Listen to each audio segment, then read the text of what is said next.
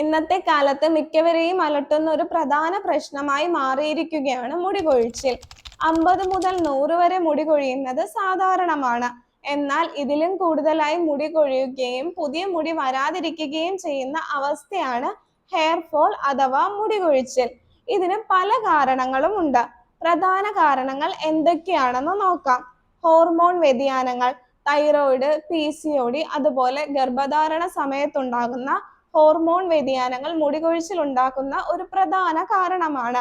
അതുപോലെ പോഷകാഹാരക്കുറവ്, നമ്മൾ കഴിക്കുന്ന ആഹാരത്തിൽ അയൺ, സിങ്ക്, ഫോളിക് ആസിഡ് എന്നിവയുടെ അളവ് കുറയുമ്പോൾ അത് മുടികൊഴിച്ചിലിന് കാരണമാകാറുണ്ട്.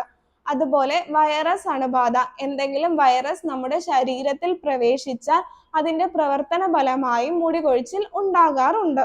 അതുപോലെ തന്നെയാണ് കടുത്ത മാനസിക സമ്മർദ്ദം ഉണ്ടാകുമ്പോൾ നമ്മുടെ ബോഡിയിൽ ചില ഹോർമോണുകൾ ഉൽപ്പാദിപ്പിക്കപ്പെടുന്നു.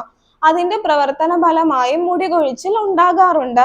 അതുപോലെയാണ് മുടി വളരുന്നതിനും ഡാൻഡ്രഫ് ട്രീറ്റ്മെന്റിനുമായിട്ട് ചെയ്യുന്ന പല കെമിക്കൽ ട്രീറ്റ്മെന്റുകളും കെമിക്കൽ പ്രൊഡക്റ്റുകളും ഉള്ള അമിത ഉപയോഗം മുടി കൊഴിച്ചിലിന് കാരണമാകുന്നു.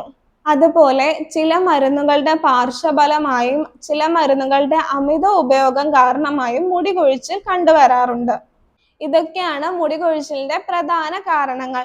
ഇനി നിങ്ങൾക്കുണ്ടാകുന്ന മുടി കൊഴിച്ചിൽ എന്തുകൊണ്ടുണ്ടാകുന്നു എന്ന് കണ്ടുപിടിക്കാൻ സഹായിക്കുന്ന 5 ബ്ലഡ് ടെസ്റ്റുകൾ ഏതൊക്കെയാണെന്ന് നോക്കാം. ആദ്യം തന്നെ CBC അഥവാ കംപ്ലീറ്റ് ബ്ലഡ് കൗണ്ട്.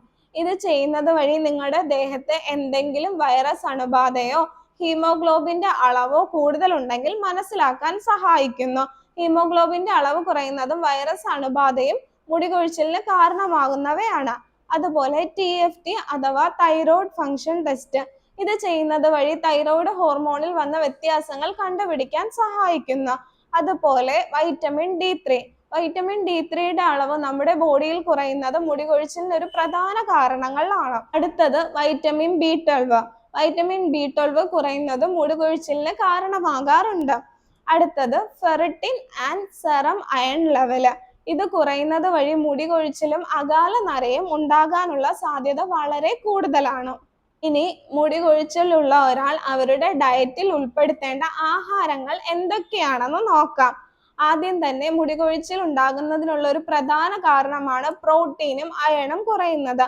പ്രോട്ടീൻ അടങ്ങിയ മുട്ട ഡെയിലി കഴിക്കുന്നത് പതിവാക്കുക. അതുപോലെ അയൺ ലെവൽ കൂടുന്നതിന് വേണ്ടി ഈന്തപ്പഴവും മാതളവും ഡെയിലി കഴിക്കുക. അതുപോലെ നിങ്ങളുടെ ഡയറ്റിൽ ഉൾപ്പെടുത്തേണ്ടവയാണ് മീനും ഇലക്കറികളും. മീനിൽ അയല, ചാള തുടങ്ങിയവയിൽ omega-3 ഫാറ്റി ആസിഡ് ഉള്ളത് കൊണ്ട് മുടി വളരാൻ നിങ്ങളെ സഹായിക്കുന്നു. അതുപോലെ മുടി കൊഴിച്ചിൽ കുറയ്ക്കാനും മുടി തഴച്ചു വളരാനും സഹായിക്കുന്ന വൈറ്റമിൻ C അടങ്ങിയ നെല്ലിക്ക ജ്യൂസ് ഡെയിലി കുടിക്കുന്നത് പതിവാക്കുക. അതുപോലെ ഉണക്കമുന്തിരി വെള്ളത്തിൽ ഇട്ടിട്ട് പിറ്റേ ദിവസം ആ വെള്ളം കുടിക്കുന്നതും മുടി കൊഴിച്ചിൽ ഒരു പരിധി വരെ തടയാൻ സഹായിക്കുന്നു. ഇത് പലരിലും കണ്ടുവരുന്ന ഒരു തെറ്റായ പ്രവണതയാണ് മുടി കൊഴിച്ചിലിന് വേണ്ടി പല കെമിക്കൽ പ്രൊഡക്റ്റുകളും ഓയിലുകളും മരുന്നുകളും ഉപയോഗിക്കുന്നത്. നിങ്ങളുടെ മുടി കൊഴിച്ചിലിനുള്ള യഥാർത്ഥ കാരണം മനസ്സിലാക്കി മാത്രം ചികിത്സ തേടുക.